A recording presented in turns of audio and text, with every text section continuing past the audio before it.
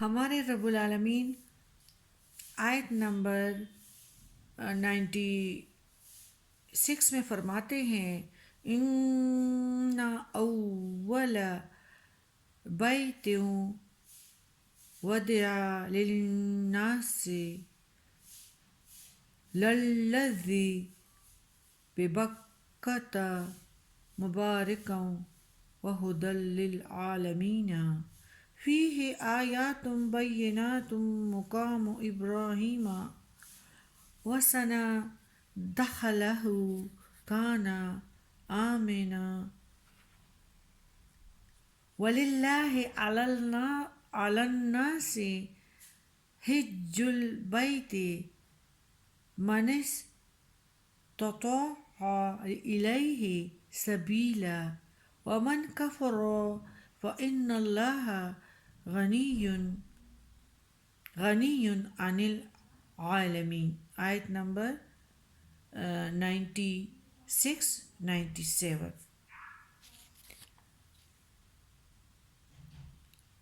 بے شک سب سے پہلا گھر جو لوگوں کے واسطے مقرر ہوا ہے جو مکہ میں ہے برکت والا ہے اور ہدایت جہاں کے لوگوں کو اس میں کلی نشانیاں ہیں جسے مقام ابراہیم اور جو اس کے اندر آیا اس کو امن مل گیا. تو کہہ دے اے اہل کتاب تم اللہ کے کلام کے کیوں منکر ہوتے ہو اور جو کچھ تم کرتے ہو اللہ کے روبرو ہے. اور تو کہہ دے اے اہل کتاب تم کیوں روکتے ہو ایمان والوں کو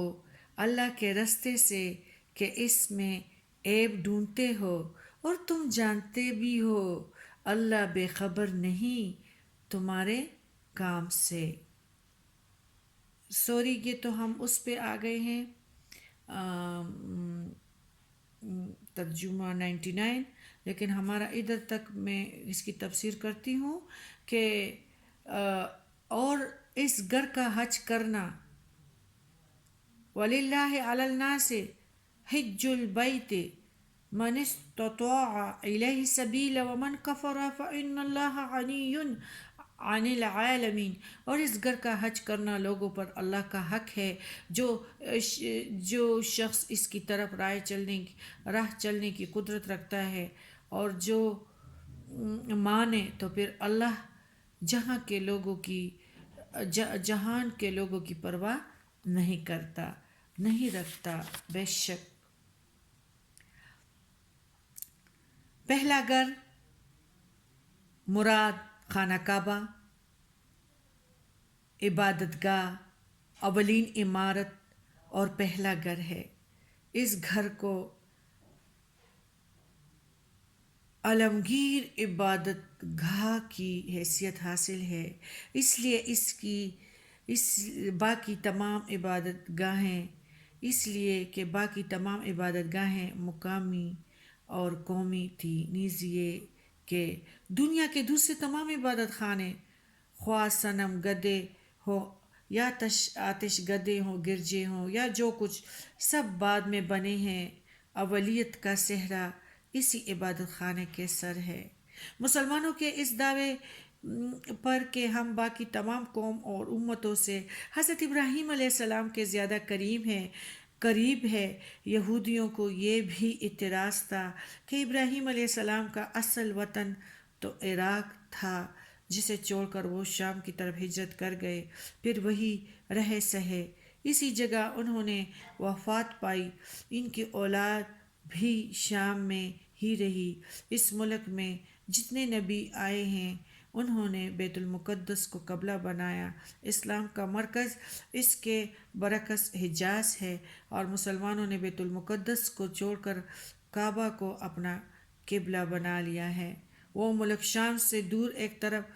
پڑے ہوئے کسی منہ سے دعویٰ کر سکتے ہیں کہ وہ حضرت ابراہیم علیہ السلام سے قریب نسبت رکھتے ہیں. اس اعتراض کا جواب دیا گیا ہے بیت المقدس اور دوسرے بابرکت مقامات بعد میں تعمیر ہوئے ہیں بیت اللہ کی تعمیر کے 40 سال بعد حضرت اسحاق علیہ السلام نے بیت المقدس کی بنیاد رکھی تھی، اور اس کی تعمیل تو کئی سو سال بعد حضرت داؤد علیہ السلام کے زمانے میں ہوئی۔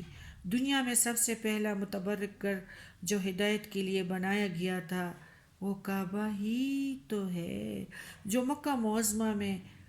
واقع ہے۔ اس کا مقصد یہ تھا کہ دنیا کے لوگ یہاں آئیں اور اللہ کی طرف متوجہ ہوں۔ اللہ نے شروع سے ہی اس گھر کو ظاہری اور باطنی برکتیں عطا کیں، اسے سارے جہاں کی ہدایت کے لیے سرچشمہ ٹھہرایا، یہی سے نبی آخر الزمان صلی اللہ علیہ وآلہ وسلم کو مبعوث کیا،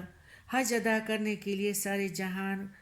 کو دعوت دی، دنیا کے تمام مسلمانوں کو اس کی طرف منہ کر کے نماز پڑھنے کا حکم دیا،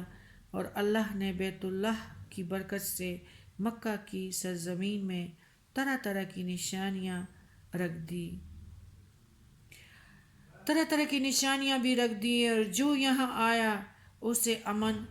بھی حاصل ہوا۔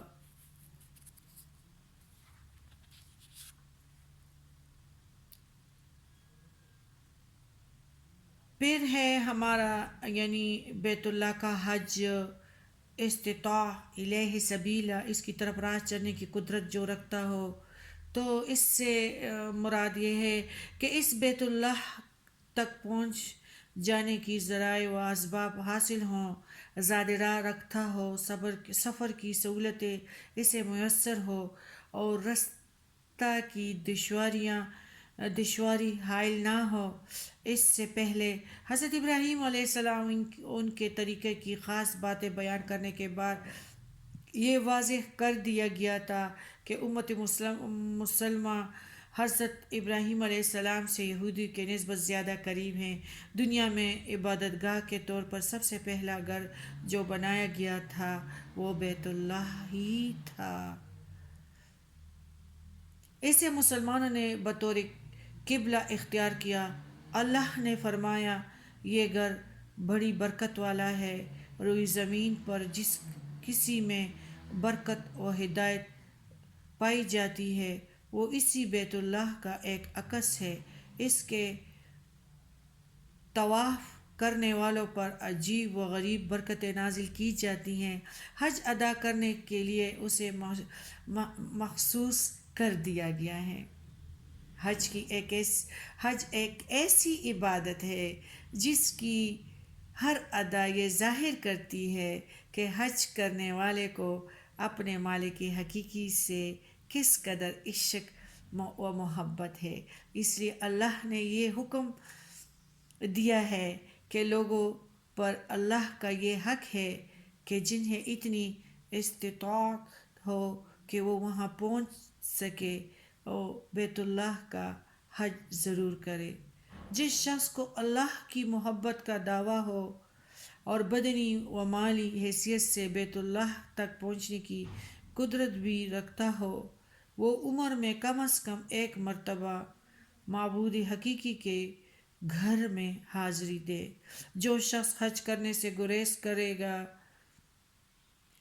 سمجھ لو کہ وہ جھوٹا مدعی ہے، جھوٹے دعوے کرتا ہے، اور جہاں چاہے دکھے کاتا پھرے، اللہ کو اس کی کوئی پرواہ نہیں۔ کوئی یہودی ہو کر مرے یا عیسائی ہو کر، اللہ کا کچھ نہیں بگڑتا۔ اس امتحان سے ظاہر ہو جائے گا کہ کون توحید کا قائل ہے، کون اللہ سے خالص محبت کرتا ہے۔ جس کسی کو مال و دولت سے محبت ہوگی وہ حج کی ادائیگی میں سستی کرے گا، وہ حقیقی خدا پرست نہیں ہو سکتا، اور جسے حقیقی محبت ہوگی وہ دیوانہ وہاں ضرور پہنچے گا، وہ دیوانوں کی طرح اللہ کے گھر کے چکر کاٹے گا، بال بکھرے لبیک لبیک میں حاضر ہوں، میں حاضر ہوں کہتے ہوئے عشق و محبت اور عاجزی اور انکساری کا اقرار کرے گا، حجر اسود کو چومے گا، صفا مروہ پہ دوڑے گا، مقام ابراہیمی پہ نماز ادا کرے گا، منع میں قربانی کرے گا، جبل رحمت پر حاضر ہوگا، عرض وہ سب کچھ کرے گا جس سے اس کا مولا خوش ہو، اللہ خوش ہو۔